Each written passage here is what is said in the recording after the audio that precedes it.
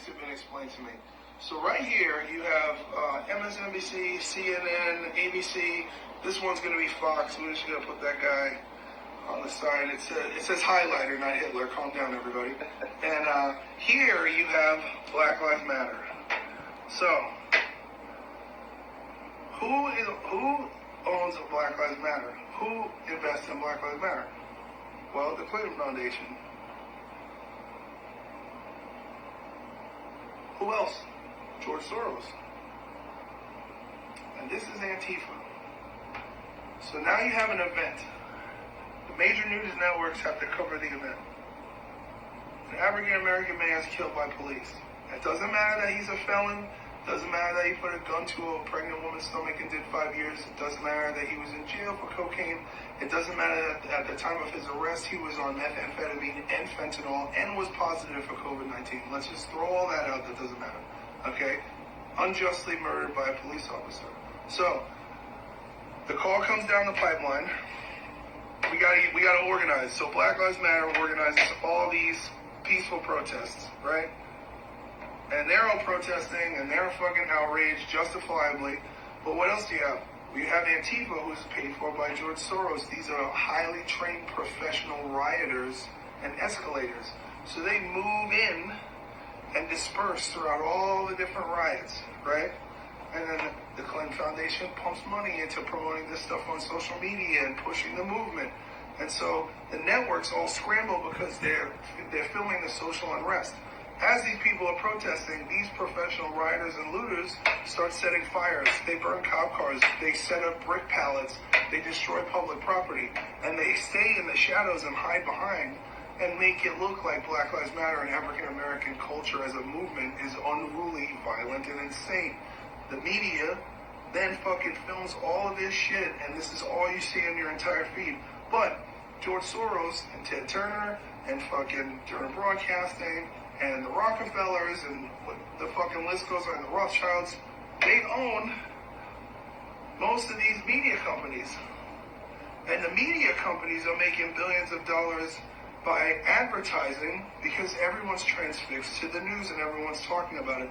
So what happens is that the same people who instigate the event and organize the protest and escalate the protest make money off the African American community's outrage and further deplete the morality of the United States. Additionally, while all this is going on, Hillary Clinton and her buddies are all on trial. And they don't want this shit on the news. So this is a huge gaslight, and people are not paying attention to what's going on. Now, why would they want to do all this? Because they're afraid, first of all, that she doesn't get her appeal and she has to testify. She might be found guilty in a court and then be found guilty of treason, which would mean she would either get jail time or she would be sentenced to death for being a traitor to America. The DNC is not going to be looked in a very good light in an upcoming election if that's the case. These people, right, the same people, these companies, all the same six big families, they're the ones who make money off outsourcing all of our products and all of these services that we do to China. Okay, Donald Trump puts tariffs on everything that comes in from China so that they have to pay a tax to America so that we can rebuild our economy, which takes money away from these families. They desperately don't want Donald Trump to stay in office because they don't want people from the DNC to be prosecuted and go to jail for treason, and they don't want to fucking pay the tariffs to China, and they don't want to build the American democracy because they're sick. They want to have control, and they've been getting away with this gaslighting situation on the American people for so many years. They feel entitled to it. There's a huge fucking problem going on where we have turned into this citizens policing other citizens over a veil of racism that doesn't exist.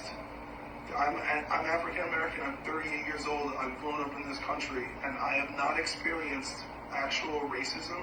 I have spent 20 years traveling through 48 states and how many countries? I don't know. Let's say 50 countries all over the world. We don't have a problem with race here.